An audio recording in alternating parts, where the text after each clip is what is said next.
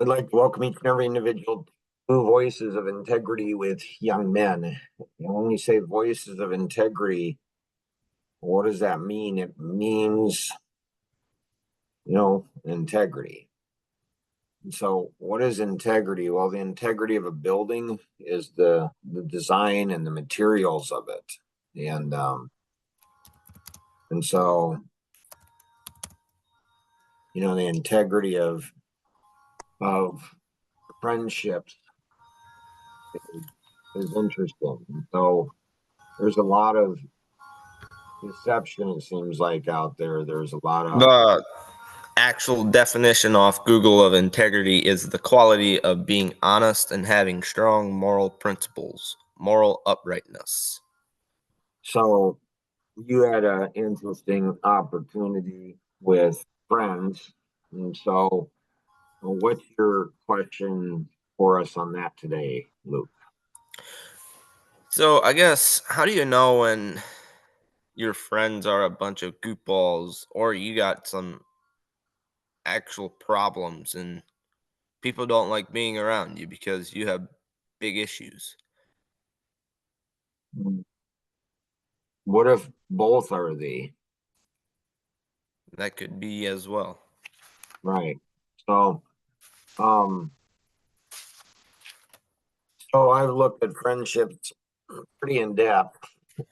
And so this is a group of people put together a website, on me. And so, and so, yeah, this may, so people either love Mark or dislike him a lot. We could say hate. I don't know if that's too dramatic so there's a lot of people, Luke, who don't like me. There's a number of people you know, who have said that I'm the issue. A lot of Mm-hmm. friends. So when we first moved to Indiana, there were two guys that became very close friends. Met with them every week, went kayaking with them, did a bunch of stuff. One of the guys went ahead and asked me to go on a week trip with him, business trip with him when he was speaking. I mean, it was, and then pretty much they dumped me. My wife went ahead and said, "I feel bad for you." So, on friendships, I have four different levels of friendships. So level one, you will like Mark. Pretty easy to go ahead and get people to like you at that level. Just tell them what they want to hear, bring them tremendous value. Questions? No. Um, Now, understanding personalities,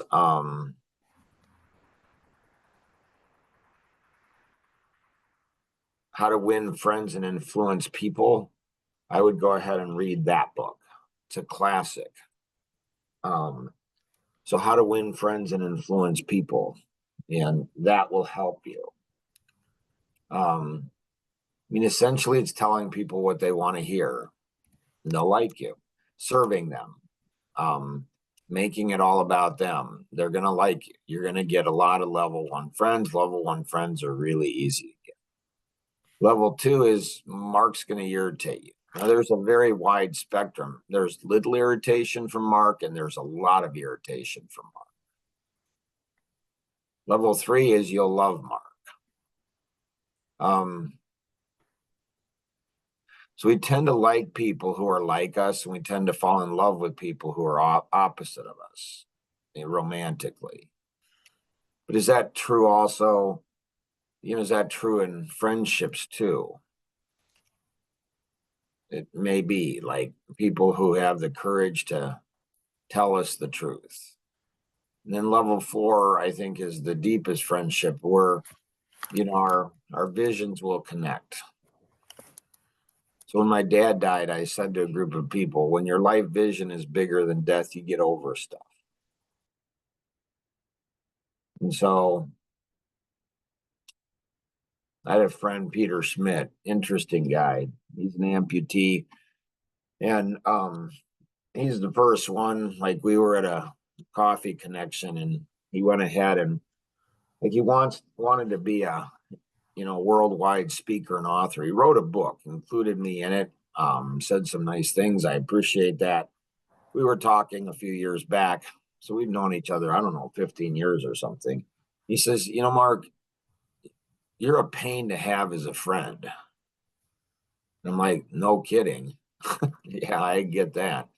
You are too. You know that. Like, man, I hate being around you. And he was stunned. He's like, it never had crossed his mind. Like he never thought about it. It's like he had never considered it. He's like, no, but it's like you're a whiner, you're petty, you go ahead and you're cynical about everything. And it was like the first time he'd ever considered that he was a pain in the tush. Mm-hmm. So, a group of guys, a group of guys, they say you're the problem. What does that mean? You know, Um, so there's multiple angles that you can approach it from. mm-hmm. And so you can approach it to where they're 100% right. You can approach it, they're 100% wrong. You can approach it, they're 50% right, 50% wrong. So there's a whole bunch of different angles that you can approach it on. And so if a whole group of people, what you're likely doing, what you're likely doing is your frequency is growing. And again, I don't know because I'm not there. I don't see how you interact with them. And so you're likely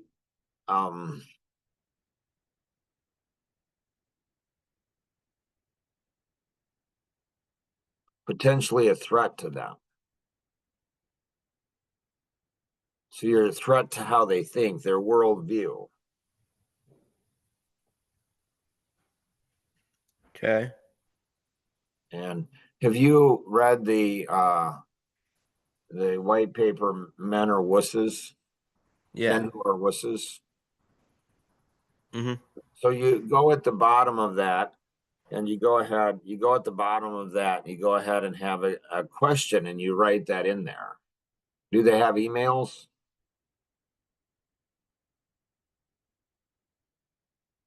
So if they have emails, so will they listen to this? Like, so maybe they're the issue, maybe you're the issue. My grandfather said, and this is something that I've never in my life had anybody get this, understand this. I mean, maybe Tom Coons, like he's like, wow, that was really good. I'm like, right. And so my grandfather, when I was 8 years old, and why did he say it? I don't remember. My guess is he told me something I didn't like to hear. So I have grandkids now. And so he probably told me something I didn't like to hear. And I probably lipped off to him. I probably, wasn't listening or probably dismissed him or probably, whatever. He started chuckled and then he said, Mark, when somebody says something about you, there's some amount of truth. It could be 1% or 99%. It's not up to them to decide. It's up to you to decide what percentage of truth there is and what you're going to do about it. And Okay. so did they tell you what your issue was? They thought your issue was? They didn't say something. Yeah, I was pretty strong in my opinion sometimes, and then other than that, we don't get along. I mean, we just don't get along. Yeah. So most of the time people go ahead and so they go ahead, they don't want to work at friendships. They don't want to develop deep friendships. They don't want to work at friendships. They just want easy friendships. They want people around that are easy, that think like they think. They're not going to challenge their way of thinking. Mm-hmm. And so, it's funny to me that these type of people often, man, they don't like to be called out. They do Mm-hmm. not like to be called out. It's like they want other people to go ahead. They want their high ego.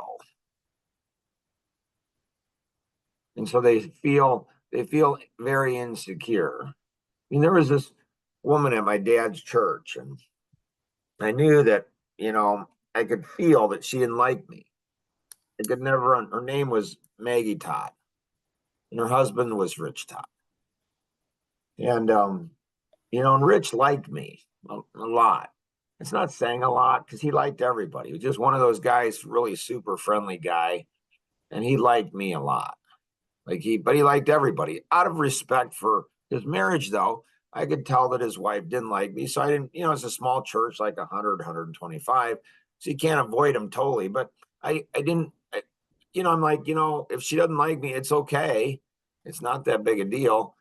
I don't know why she doesn't like me, but she doesn't like me, whatever. It's all good. And then about 5 years later, after they joined the church, they came over to our house and she was sitting at the table and she's like at our kitchen table. And she's like, Mark, I don't know if you knew this, but I've never liked you. I'm like, I noticed that. I got really excited. Like finally ask, you can be honest, have an honest conversation. Mm-hmm. And she's like, I'm like, yeah, I've never known why. She says, you are the most intense person I have ever met in my life. And I'm like, oh, okay. May I don't ever remember being intense around you, not once. And she looked at me and she says, you remember the first time we met? And I'm like, I apologize, I don't. She says, I was at the front of the church and you walked in the back doors. I'm like, okay. I said, was I upset? Did I raise my voice? She's like, no, you just walked in. And I'm thinking, really? Like, so good Christian, you know, he went on to try to become a pastor or missionary or something. And it's just weird. And she's a good Christian woman, good Christian family. He's going into ministry. And she just so she just doesn't like me because I walk in the room. She says, you just walked in the room. I could tell how intense you were. That's just weird to me. But often people, are controlling or manipulative or whatever. They don't want, for me, it's especially wives who want to control their husbands. I mean, they want me around their husbands like a smorgasbord, like help my husband take better leadership in the home, or take my husband take better leadership in this or that. But I don't want him to tell me what to do, or I don't want him to challenge me. Mm-hmm. And so the wife controls the husband. So she doesn't. So people are weird, Luke. And so there's 8+ billion people on the planet. And so you don't have to name their last names, but if you go ahead and, put together, you know, email me and ask me the question, say, and then put their first, names. There's 5 of them. Say, here are 5 names of friends that, I thought they were friends, but like, are these men wusses? Yeah, it was kind of funny because first, when the original split kind of happened, there was 2 of us that kind of told to go away. And then we decided, or that one decided to go with all the others again. And he told me not to come because he's told one of the others that I'm not gonna be there, and that other one doesn't like me. So once they were together, and then after that weekend, I guess I was the problem instead of the 2 of us. Yeah. Well, yeah, what you're doing there is you're going to you bring him to a higher frequency. You know, bring him to a higher frequency, and they don't want that. So they can't control higher frequencies. And so they can't control you and him because you're going to influence him. So they take the weaker. There's two Amish, there's a couple, you know who they are. Won't put their names out there, but what they're doing is they're talking to you. Why? Because I'm a threat to them. Like everything they said, about me, it's really about them. They're revealing themselves. So they might not be the most honest. They might not have the most integrous. They might not tell the truth. So everything that they're seeing there, it's like looking in a mirror and they don't like what they see. So what they do is they go to you and they try to peel you off, and they try to go ahead and peel Jason, and they try to peel you guys off. And it's like, because they want you on their side. Mm-hmm. And so they want followers. They want people because they're weak. They're timid. Men, they're wusses. Poor people, just wuss. Like, it's just like my heart goes out to them. So they think, they want people following them. They want people with them. And what they think is people project over onto me, so the more pure your heart becomes, it seems like the more of a mirror it becomes, and the more people aren't going to like you. They just aren't, because they see themselves in you. Now, this does not mean, this does not mean that you don't have issues. And so understanding different frequency levels, I don't know. We could get into that whole thing, maybe another podcast or something. So frequencies in science are like, you have a gamma X-ray, and then you have a gamma ray, and then an X-ray, and then radio waves, and they're all frequencies. And so a low frequency, like a radio wave, there's nothing. Radio wave's not better or worse than an X-ray, but a radio wave is going to make you feel good. An X-ray is not going to make you feel good. It's going to heal. Like my kids would say, if you want to feel good when they were younger, even now today, when they're adults, they're like, if you want to feel good, go to mom. If you want to go ahead and fix something, go to dad. So people like people who are lower frequencies. They just do, because they make them feel good. And that's okay. Sometimes there's nothing wrong with feeling good. But a radio wave is not going to tell you if a bone is broken. A radio wave is going to pierce through. So the science of it, when you look at the science of personalities and frequencies and what people are, and so, are you comfortable in your own skin?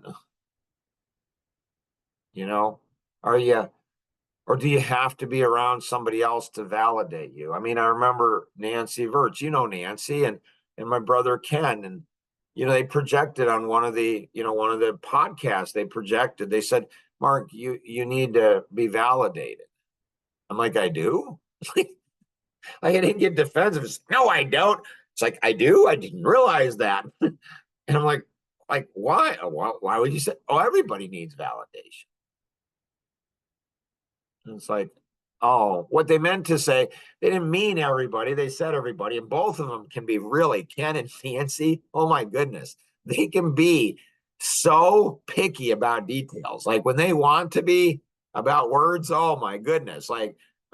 Everybody, you mean you've met the 8 billion people on the planet, and they're rolling their eyes if they're listening right now and saying, well, whatever. But that's who they are. It's kind of weird. Cynics about everybody else's ideas, but their own, not so much. But I appreciate them saying it. So I went to Tom Cruise. Does everyone need validation? Do you think I do? He's like, no, you don't. Which doesn't mean it's true. And so I did a whole bunch of work on validation. I found that it's tied into ego. And the more validation you get, the more you want. It's a drug to the brain. Because when we get validated, but the top people, top athletes, there's a guy I read an article about in an interview, and he said he doesn't want to be validated. He doesn't want people telling him what he's doing right. What he wants to do is he wants somebody telling him what he's doing wrong. It's a high frequency. Somebody who's a high frequency. And high frequency people they're going to often be loners. And so they think, people think I'm trying to get you and other people to follow me. I'm not. I'm really not. I want to be around people who are leaders of leaders. And high frequency people are going to be leaders. They're going to be drawn, but they're going to be a threat to them. So they get you out so they can keep your friend in. So yeah, you put that in a question, and then you go ahead and get it out. You get it out to them and say, get them out this podcast. I mean, from my perspective, they're losing potentially the person in the group that can bring them the most value, but they don't want to bring their wusses. They don't want to. Mhm. They don't want to be strong men. It's like, girls in grade school, they get together and they huddle, or in high school. Like, who's the most insecure girls? It's often the prettiest ones. They come together and they all hang out together. All the cheerleaders hang out together and they become a clique because they're not confident in and of themselves. And that's, these poor young men and they'll, does that help or not so much? Yeah. So often, I'll move to a level 2, and if I make it through a level 2, then people will love me. Why? They've never had a friend like me before. See, most friendships are interesting. When you think about it, the only one that's going to tell you the truth about you is probably an enemy. Somebody who's angry with you, somebody who's upset with you. Friends aren't going to typically tell you. This brother Vern, he's a CP. He's funny. He's got friends. Ken, my brother Ken, he's got friends too. But these friends are like, they're just telling each other what they want to hear. And it's like, most people care more about the friendship. I really care about the friendship. What you're saying is I'm really selfish. I care more about what I get from you than you as a person. See, I'm going to care more about, I could, I don't have to. What's weird, Luke, is if people like me, they think I'm caring and considerate. I'm really not. I see, flaws, I see weaknesses, I see issues, I see things but I just don't care enough to tell them. And when I'm a jerk, I'm actually caring. So I'm one of those unique people, and most people have never met somebody like me. I care more about the person than I do the friendship. And so It's funny. Go ahead. It's funny because a lot of times if you care about them, then they get all defensive and angry and Right. So how you care, it might be clunky. So how you're communicating, so I think it's still stupid, but a lot of times I'll be like, I'm not I'm not attacking you. Normally when somebody says I'm not being defensive, I'm not being angry, I'm not doing this, I'm not, I'm not whatever.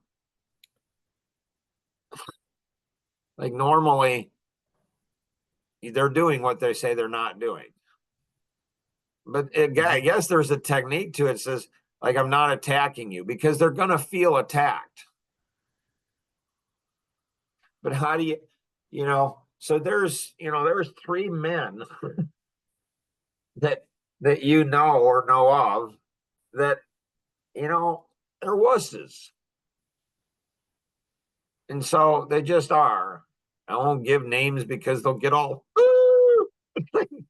it's just weird. I just really? Like, really?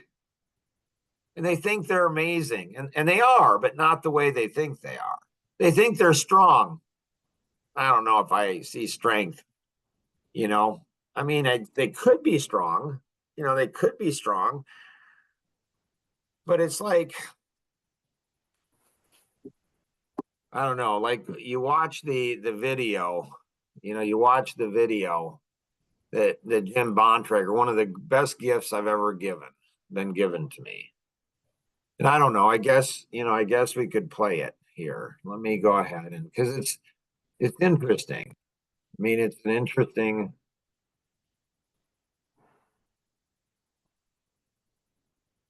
Greetings, Jim Bontrager here, author of the best-selling book, Mark Boersma for Dummies.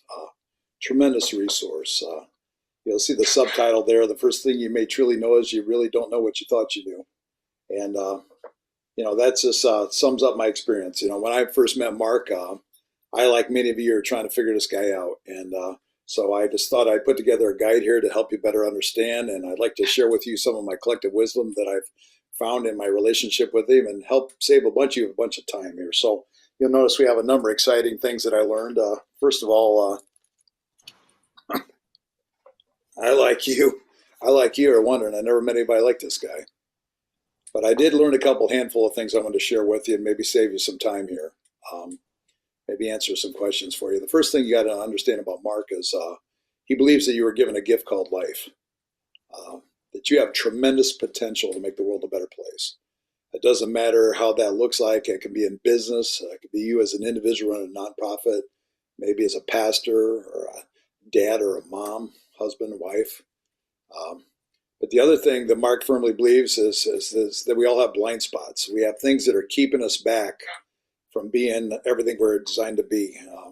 We have a tendency to judge others by their actions, but us by our intentions. And many times we get no more than that, intentions. It's not permanent life change. And so one of the things about Mark is the driving force is that he is your best friend if you have a sincere desire to grow.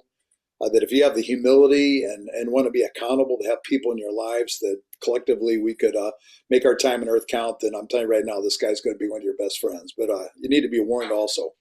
And that's the fact that if you don't want that, if you just want to go through the motions and just try to keep walking down the road there blind to the things that are tripping you up and keeping you from being everything you need to be, then this guy's gonna expose it pretty quick, So you might want to move on. If that's you and you don't have a sincere desire to grow, then this is going to be the worst thing you ever made up your mind. So I just wanted to try to give you a couple things that I learned in my short relationship with Mark. I hope they be encouragement to you, and I believe with all my heart that those of you that really have a sincere desire to grow in business, to grow in your ability to serve your fellow man, and a heart's desire to be a better human being so that you can make the world a better place, then welcome aboard. This is going to be a great ride. So God bless you. I tell you, if you have any questions on anything we covered today, feel free to connect with the individual who invited you to participate in today's session, or you can call toll free 888-230-2300 outside the US 630-393-9909. Definitely go ahead and click on join the group on friendship on Life GPS mobile app. You'll be introduced to a couple people that could be lifelong friends. Amazing technology, amazing group of people for sure. And always remember, we can accomplish so much more together than we ever could on our own. Have an amazing day. Bye-bye.